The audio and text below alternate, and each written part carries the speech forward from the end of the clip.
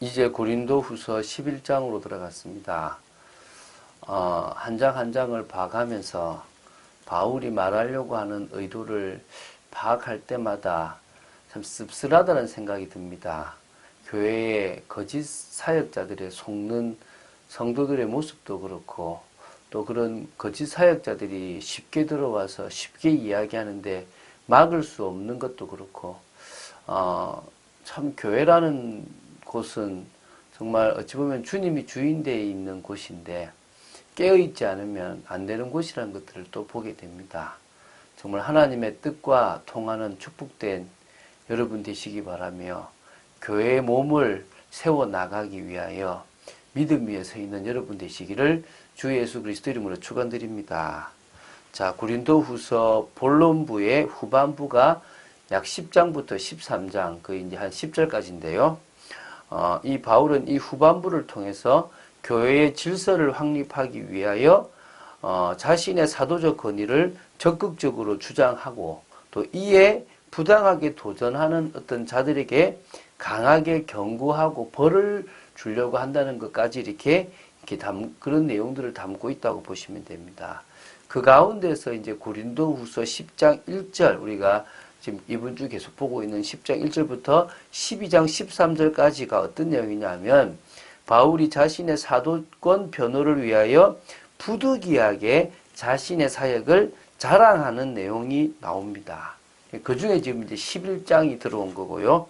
오늘 1절부터 15절 중에서 이제 1절부터 6절을 볼 건데, 1절부터 15절은 거짓 사역자들과의 대조를 통하여 바울이 자신의 사도직의 증거와 자랑거리를 말하고, 거짓 사역자들의 어떤 정체를 폭로하는 그런 내용이 나옵니다.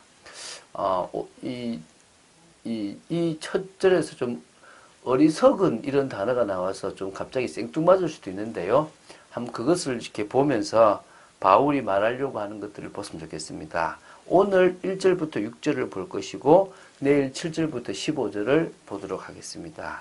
자, 1절을 제가 먼저 보겠습니다. 원하건대 너희는 나의 좀 어리석은 것을 용납하라. 청하건대 나를 용납하라. 지금 이 대조를 하려고 하는 이 시점에서 이렇게 먼저 내가 이런 이야기를 하게 된 것 자체가 참 어리석은데 그런 나를 좀 용납하라, 이런 겁니다. 좀 갑자기 생뚱맞아 보일 수 있는데요. 좀 10장하고도 분위기가 좀 안 맞아 보일 수도 있지만, 바울이 하려고 하는 부분들을 좀 이렇게 이해하고 들어달라 이 말이거든요. 그래서 좀 번역을 좀 더 제대로 한다면, 원컨대 너희는 나의 좀 어리석은 것을 용납하기를 바란다. 그러나 사실 너희는 나를 이미 용납하고 있다라고 이렇게 보시면 됩니다. 그래서 여전히 바울은 여전히 이 고린도 교회 성도들을 향해서 신뢰와 애정의 그런 모습들을 이렇게 표현하기도 하거든요.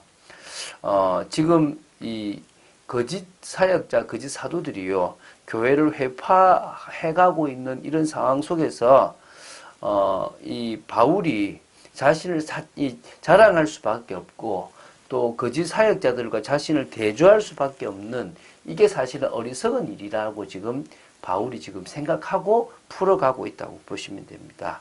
2절 3절을 제가 볼게요. 내가 하나님의 열심으로 너희를 위하여 열심을 내노니 내가 너희를 정결한 처녀로 한 남편인 그리스도께 드리려고 중매함이로다. 그러나 나는 뱀이 그 간계로 하와를 미혹한 것 같이 너희 마음이 그리스도를 향하여 진실함과 깨끗함에서 떠나 부패할까 두려워하노라. 자기가 지금 열심을 낸다라는 표현을 씁니다. 그래서 이 2절, 3절은 바울이 참 사도인 자신과 거짓 사역자들과의 역할을 지금 설명하는데, 자신은 중매자고 저들은 유혹자라는 것을 설명하고 있는데요. 특히 이 2절에서 바울은 참 사도인 자신의 역할이 뭐냐면, 바로 고린도 교회 성도들을 정결한 처녀로, 온전한 믿음의 사람으로 그리스도께로 이렇게 연결해서 중매하는 역할을 하고 있다는 사실을 비유로 좀 설명하고 있습니다. 이 열심으로라는 게 열심으로 너희를 위하여 열심을 낸다라는 표현이 뭐냐면 이 열심으로라는 단어가 젤로라는 단어거든요. 젤로 헬라어로.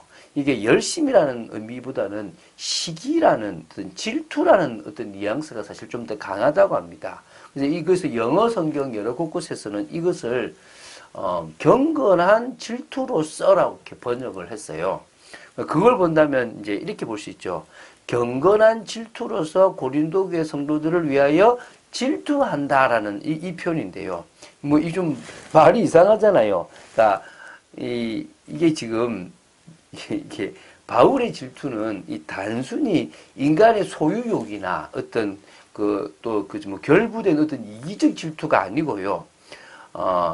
하나님의 거룩한 성품에서 비롯된 거룩한 질투. 자신의 백성, 당신의 그 백성을 끝까지 제대로 인도하려고 하는데 이들이 자꾸 가기 때문에 가지는 그 거룩한 질투를 말하고요. 그래서 하나님께서는 사랑하는 자신의 백성을 보호하시기 위해서 거룩한 열정을 가지신 그 부분이 있는데 그것처럼 자신도 고린도 교회 성도들을 보호하려는 거룩한 열정을 가지고 있다는 부분들을 지금 표현한 거라고 보시면 됩니다. 그래서 어떻게 얘기냐면 그리스도께로 인도하고 싶다. 그래서 한마디로 뱀이 하와를 속였지 않냐. 이 창세기 3장 이야기잖아요. 그것처럼 너희들이 지금 그 사역자한테 속고 있다. 그래서 너희들의 그 진실한 깨끗한 그리스도를 향한 그 마음이 지금 부패해버릴까 싶어 나는 염려가 된다라는 부분을 지금 강조하고 있는 것입니다. 4절입니다. 자, 좀 중요합니다. 이게 좀 보십시오. 만일 누가 가서 우리가 전파하지 아니한 다른 예수를 전파하거나 혹은 너희가 받지 아니한 다른 영을 받게 하거나 혹은 너희가 받지 아니한 다른 복음을 받게 할 때에는 너희가 잘 용납하는구나. 이게 지금요, 참 사람들이 모습인 거예요. 그들이 생각할 때 좀 지식적이고 이성적이고 뭔가 보이는 이런 것들이 쉽게 받아들인다는 거죠. 그래서 바울이 정말 복음을 전했는데 그거 외에 다른 것을 전파하는데도 쉽게 받아들여 버리고 또 뭡니까? 너희가 받지 아니한 다른 어떤 영도 쉽게 받아들여 버리고 또 너희가 받지 아니한 다른 복음도 쉽게 받아들여 버리지 않냐. 이 지금 복음을 못 깨달으니까 기준 자체가 잘못돼서 이런 걸 너무 쉽게 받아들이는 존재가 너희들이다. 이게 너무 안타깝다. 지금도 마찬가지 같아요. 거짓 사역자들이 문제가 아니라 거짓 사역자들이 속는 성도들도 문제인 거예요. 사기꾼이 문제인데요. 사기꾼에게 속는 사람도 사기꾼 기질이 있다라고 얘기를 하잖아요. 성도들이 너무나 쉽게 다른 것들을 자꾸 쉽게 받아들이면서 막상 가장 중요한 복음을 놓쳐버린단 말입니다.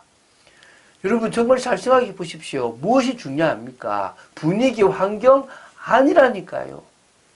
내가 정말 복음만을 듣고 있냐? 내가 정말 복음만을 붙잡고 있냐? 이 복음 외에 다른 뭔가를 더하고 있는 것이 있다면, 그런 사람이 있다면 내가 용납하고 있는가? 잘 생각해 보십시오. 복음은요, 순수합니다. 완전합니다. 영원합니다. 그것을 여러분들이 이해하시기 바랍니다. 나는 지극히 크다는 사도들보다 부족한 것이 조금도 없는 줄로 생각하노라. 내가 비록 말에는 부족하나 지식에는 그렇지 아니하니 이것을 우리가 모든 사람 가운데서 모든 일로 너에게 나타내었노라. 지금 이 말이 되게 교만한 것처럼 볼 수 있습니다. 지극히 크다는 사도라 그러면은 교회의 기둥과 같이 여겨진 야고보, 게바, 요한 이런 사람들과 그들보다 더 높다 이런 표현으로 느껴질 수 있는데요. 그것보다는 자신을 지극히 높다라고 생각하는 거짓 사역자, 거짓 사도들을 그들보다 나는 조금도 부족함이 없다고 생각한다. 난 더 낫다고 생각한다. 그들은 지식부터 틀렸다. 내가 좀 말 못하는 건 나 인정한다. 그러나 나는 이 복음의 깊이, 넓이, 높이, 길이를 다 알고 있고 이걸 내가 깨달았는데 어떻게 해요? 내가 어떻게 하든지 이것을 모든 사람 가운데 다 알려줬지 않냐. 그게 나다. 그래서 너희들 무엇이 맞다고 생각되느냐. 내가 맞다고 얘기하는 게 아니라 너희들이 나를 거부한다는 것은 저들이 말하는 틀린 지식, 틀린 복음을 받아들이는 거 아니냐. 지금 한국교회 좋아요. 지금 한국교회에 많은 교회들이 정말 복음 이야기합니다. 맞습니다. 그런데요, 조금 여러분들이 정신줄 놓아버리면요, 어디서부터 다른 사상들이 뭐 부흥회나 어떤 뭔가 강사로 오신 분들이 또 다른 이야기를 하는 것에 여러분 속을 수 있습니다. 그렇지 말게 되기를 바랍니다. 정말 복음 하나만 딱 붙잡고 그 속에서 올바른 생각들을 하게 되길 바라고 올바른 판단을 하게 되고 올바른 방향을 정하게 되길 바랍니다. 그게 우리가 해야 될 일입니다. 사도행전을 다시 보는 이유가 뭐 때문입니까? 그 이유가 하나님이 개인에게 주시는 메시지, 하나님이 교회에 주시는 메시지와 그 답을 분명히 나의 것으로 붙잡아서 응답받자는 것입니다. 사도행전을 이어나가면서 그 속에서 깨닫자는 것입니다. 저는 이번 주에 묵상하면서 다음 주 메시지를 지금 준비하고 있거든요. 이제 12장 들어간단 말입니다. 그리고 그 12장의 이야기가 뭐냐? 이제 베드로가 옥에 갇히고, 그리고 어떤 일이 벌어집니까? 이제 교회는 기도를 합니다. 근데 이제 제가 보니까요, 뭐 한마디로 말하면 기도밖에 할 게 없어요. 그러니까 기도 말고는 다른 것이 할 것이 없는 것 자체가 감사하다는 거죠. 그러니까 뭘 봅니까? 하나님 역사를 보잖아요. 우리도 모르게 할 수 있는 것이 있으면요, 기도 안 하고 딴 거 한다니까요. 그렇잖아요. 우리가 사도행전을 통해서요, 가장 중요한 것들을 깨달아가고, 어차피 우리가 바르게 가면 핍박도 오고 환란도 올 것인데요.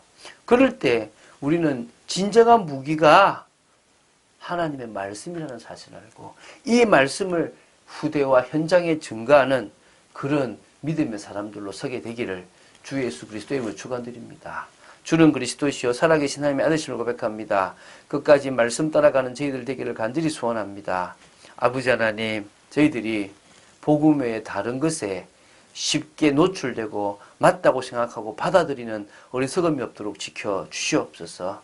바울이 중심을 다하여 정말 자신이 볼 때 어리석다고 생각되는 그런 거짓 사역자들과 자신을 대조해서 비교하는 그런 모습까지 해나가면서 고린도 교회에 증가하고자 했던 그 비밀을 저희들이 받아들이게 하여 주시옵시고, 복음 외에 다른 것으로는 중요한 것이 없음을 사실적으로 고백합니다. 역사하여 주시옵소서. 오늘도 하루의 삶이 오직 복음으로 충만한 삶 되기를 원합니다. 주 예수 그리스도 이름으로 기도드립니다. 아멘.